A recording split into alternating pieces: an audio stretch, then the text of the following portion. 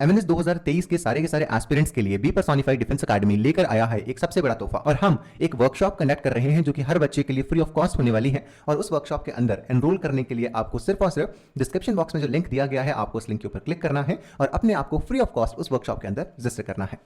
Hello friends, my self Rajendra और मैं आपको टीच करूंगा केमिस्ट्री।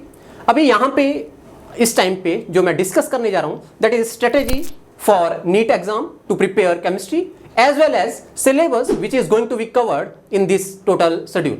Okay, अभी अगर मैं बात करूं स्ट्रेटेजी के बारे में, सबसे पहले तो उन बच्चों के बारे में बात करें जिन लोगों ने इस बारी ट्राई किया था एमएनएस के लिए लेकिन उनका नहीं हो पाया। मैं आपके लिए बोलना चाहूंगा कि कोई भी चीज जो है वो इम्पॉसिबल नहीं है, ये आप लोग जानते हैं। लेकिन अगर कोई चीज इम्पॉसिबल नहीं है तो ये भी नहीं हम बोल सकते कि बहुत ईजी है।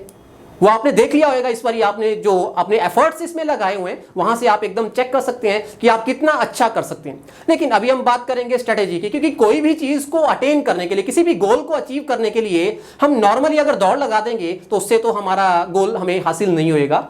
इसके लिए सबसे बढ़िया जो सबसे चीज होती है वो रहती है स्ट्रेटेजी। सबसे पहले आप कौन सी स्ट्रेटेजी को फॉलो करोगे जिसके बेसिस के ऊपर आप एकदम से फिर अपने टारगेट को, और हमारा टारगेट अगर मैं केमिस्ट्री बेसिस के ऊपर बात करूं तो हमारा टारगेट है 180 आउट ऑफ 180 मार्क्स को अचीव करना। ठीक है, अब ये 180 आउट ऑफ 180 अगर ये कोई नंबर है जो कि काउंटेबल है, इसका मतलब ये जो टारगेट है ये अचीवेबल भी है। ऐसा नहीं है कि अब 180 आउट ऑफ 180 लेना बहुत मुश्किल होएगा। Only and only thing is that सबसे पहले आपको अपना टारगेट सोचना पड़ेगा कि ये टारगेट मैंने अचीव करना है, और उसके बाद दूसरी चीज आपको एक स्ट्रेटेजी असाइन करनी पड़ेगी कि मैंने इस स्ट्रेटेजी के ऊपर काम करना है। और तीसरी जो बेटर चीज है वो ये, यहां पे आपको सिलेक्टिविटी के ऊपर काम करना पड़ेगा कि मैंने किस चीज को सेलेक्ट करना है, किस चीज को रिजेक्ट करना है। क्योंकि अगर आप पूरा का पूरा सिलेबस सेम पैटर्न के ऊपर करना चाहेंगे, आप अगर ये सोचेंगे कि मैंने हर एक चैप्टर को सेम वेटेज देना है, तो फिर तो टारगेट को अचीव करना मुश्किल होएगा। हमें यह पता होना चाहिए कि कौन सा पोर्शन हमारे लिए इंपॉर्टेंट है, कौन सा पोर्शन जो है सपोर्ट करेगा हमारे टारगेट को अचीव करने के लिए। तो वही स्ट्रेटेजी अभी मैं डिस्कस करने वाला हूं, और साथ ही में डिस्कस करेंगे टोटल सिलेबस और उसको किस तरीके से कवर किया जाए। यस, दूसरी अगर मैं बात करूं, अब टाइम की बात कर लेते हैं कि टाइम हमारे पास कितना है और उसके अंदर हम कितना एफर्ट्स लगाएं ताकि अपने गोल को अचीव कर पाएं। आप देख रहे होंगे 6 या 7 महीने आपके पास हैं, और 6 या 7 महीने के अंदर सारे सिलेबस को कवर करना, जिसको नॉर्मल स्टूडेंट 2 साल के अंदर कवर करता है, 2 या 3 ड्रॉप देके कवर करता है, और इजीली उसको कवर करना और शॉर्टकट ट्रिक्स के साथ कवर करना ताकि हम अच्छे से अच्छे मार्क्स ले पाएं, अच्छे से अच्छा रैंक ले पाएं। ओके, सो अभी मैं बात करने जा रहा हूं स्ट्रेटेजी के बारे में। सो स्ट्रेटेजी में हमारे पास क्या है कि जो भी चैप्टर आपके पास केमिस्ट्री के अंदर हैं वो इंटरलेट करे हुए हैं, एक चैप्टर दूसरे के ऊपर डिपेंडेंट है। अगर आप एक चैप्टर के ऊपर स्ट्रेस देते हो, अपने आप से ही जो सेकंड चैप्टर है, जो दूसरे चैप्टर्स हैं, वो कवर हो जाएंगे। Let us take some view here.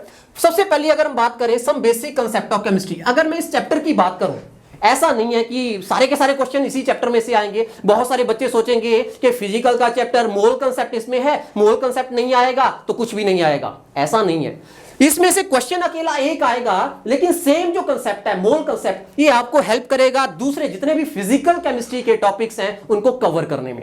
Same चीज अगर मैं बात करूं स्ट्रक्चर ऑफ एटम की, स्ट्रक्चर ऑफ एटम में से भी आपको क्वेश्चन अगर आएगा, सिंगल एक क्वेश्चन आएगा, और वो भी बिल्कुल सिंपल। अगर आप पिछले पेपर्स को चेक करेंगे 2009 से लेके और अभी तक के जितने भी पेपर हुए, उसमें मैक्सिमम क्वेश्चंस आप यहां पे चेक करेंगे स्ट्रक्चर ऑफ एटम में ज्यादातर क्वेश्चन आपके क्वांटम मॉडल में से आए हुए हैं, और क्वांटम मॉडल के अंदर भी कहां से आए हुए हैं, क्वांटम नंबर में से आए हैं। अगर सिंगल एक टॉपिक क्वांटम नंबर को आप अच्छे से कर लेते हैं तो ये क्वेश्चन आपका कवर हो जाता है। लेकिन अकेला ये टॉपिक आपको हेल्प नहीं करेगा क्वेश्चन को अटेम्प्ट करने में। इसके बेसिस के ऊपर आप फर्दर जो अगले चैप्टर हैं, कौन कौन से चैप्टर, जैसे मैं क्लासिफिकेशन ऑफ एलिमेंट्स की बात करूं, केमिकल बॉन्डिंग की बात करूं, इन चैप्टर को करने में भी आपको हेल्प मिलेगी।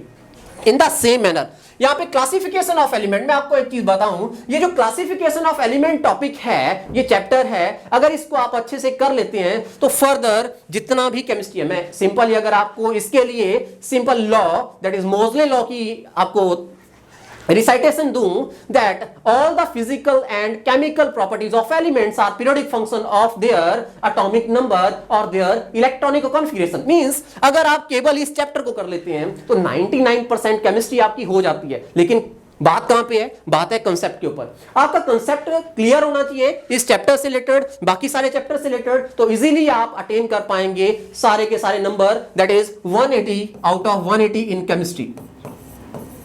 अब फर्दर बात करते हैं, यहां पे नेक्स्ट जो पोर्शन आ जाता है हमारे पास +1 के अंदर जो आ रहा है, that is states of matter, that is gaseous state.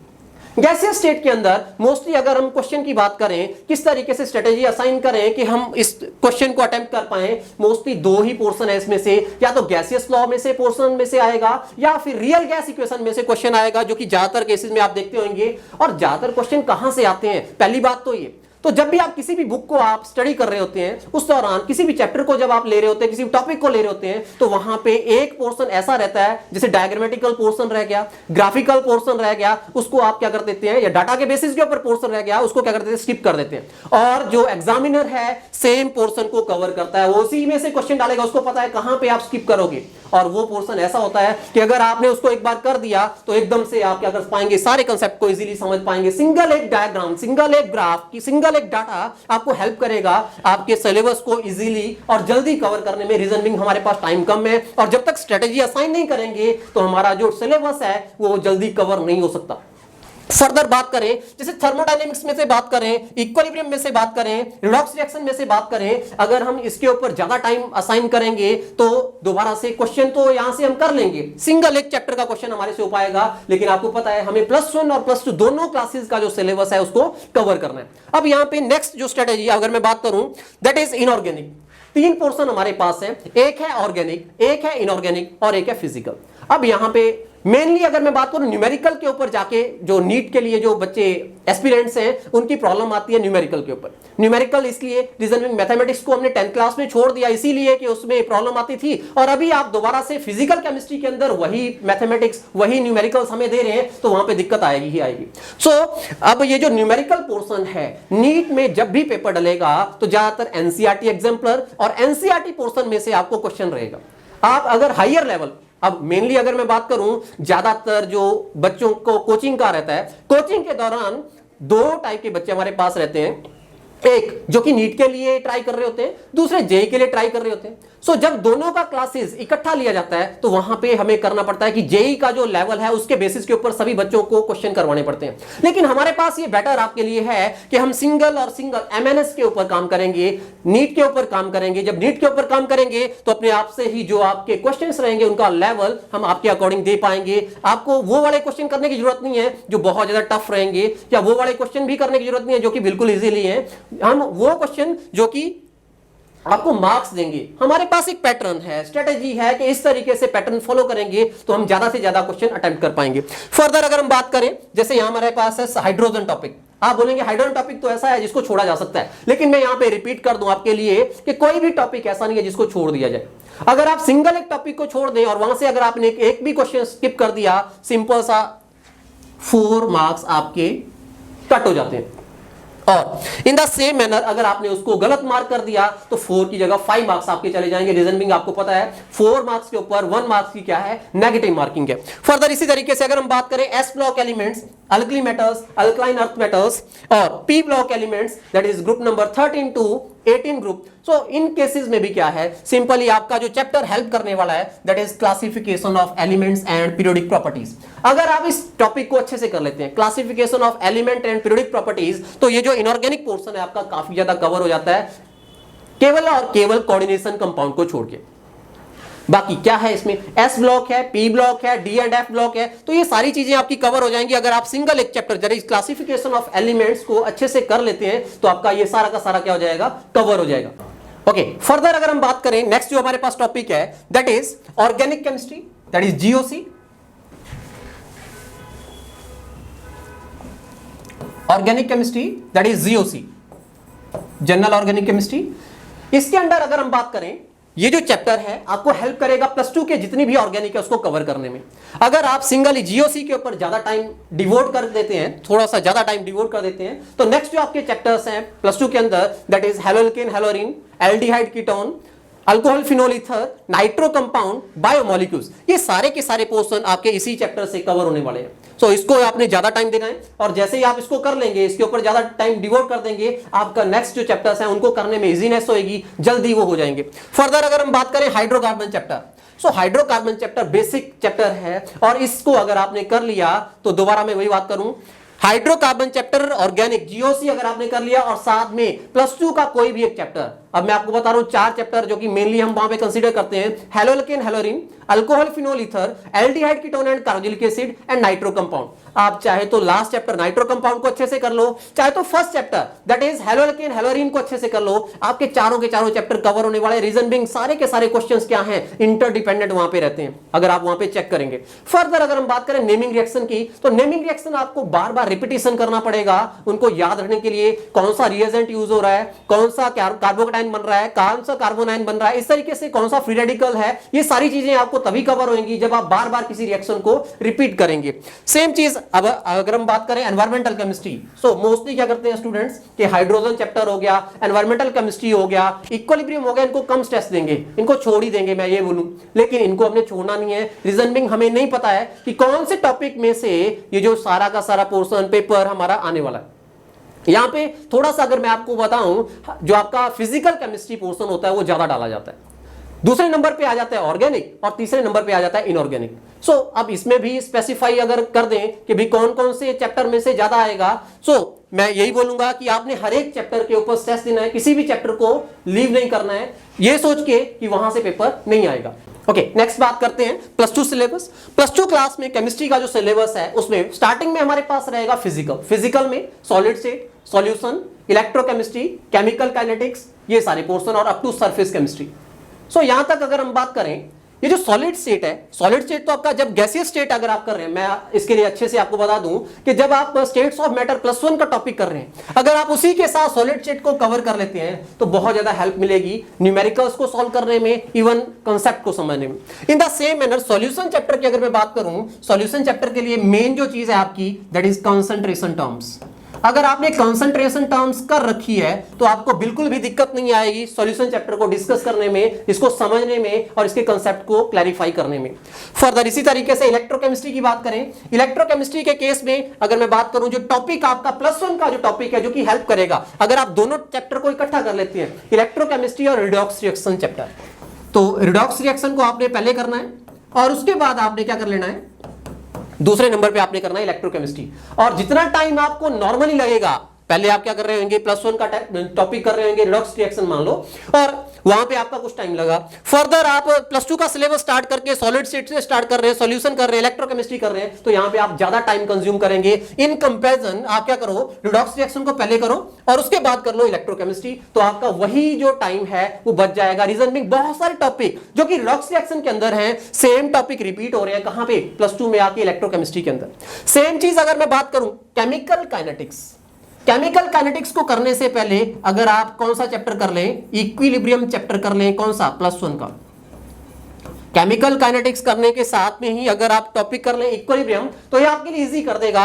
Reason being यहां पे भी अगर मैं आपको बात करूं, जो स्टार्टिंग पोर्शन है केमिकल काइनेटिक्स का, वो सारा का सारा कहां से है, इक्विलिब्रियम पोर्शन में से है, केमिकल इक्विलिब्रियम पोर्शन में से है।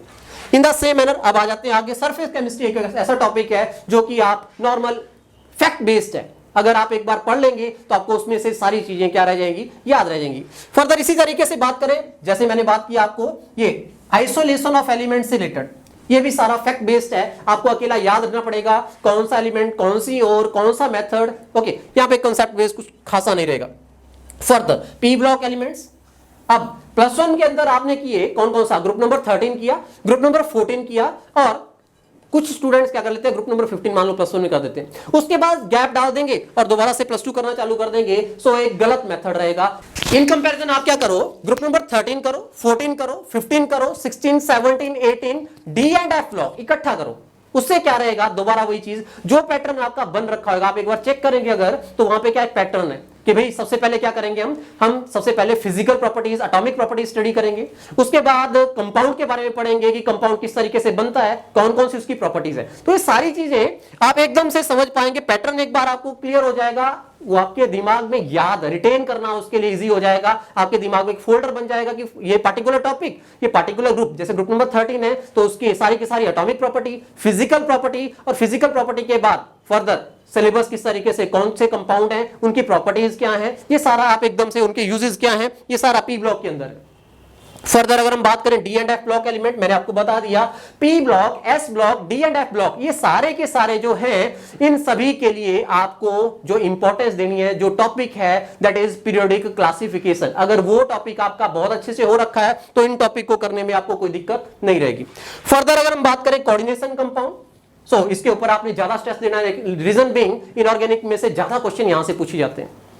और इसी तरीके से फर्दर अगर हम बात करें ऑर्गेनिक का, मैंने आपके साथ डिस्कस कर दिया, haloalkane, हेलोरिन, alcohol, phenol, aldehyde ketone and nitro compound, जिनको कवर करने के लिए आपको +1 के टॉपिक कौन कौन से, हाइड्रोकार्बन एंड बेसिक जीओसी आपको कवर करना पड़ेगा अच्छे से, तब जाके आप इसको कर पाएंगे।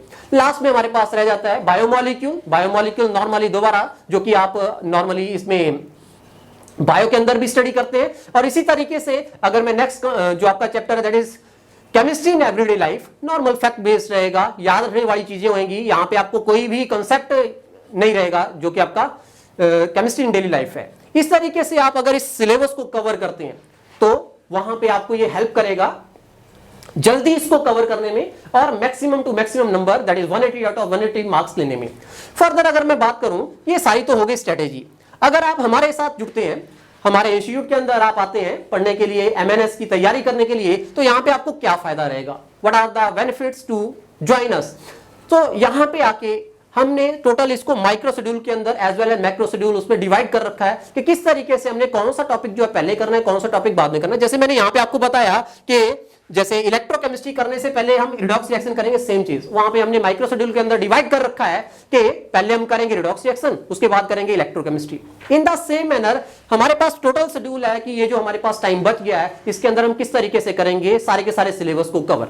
फर्दर इसी के साथ मैं एडअप कर दूं, हमारे साथ दो चीजें बेनिफिट वाली क्या है कि ऑफलाइन के साथ साथ हमारे पास ऑनलाइन मॉड्यूल भी है।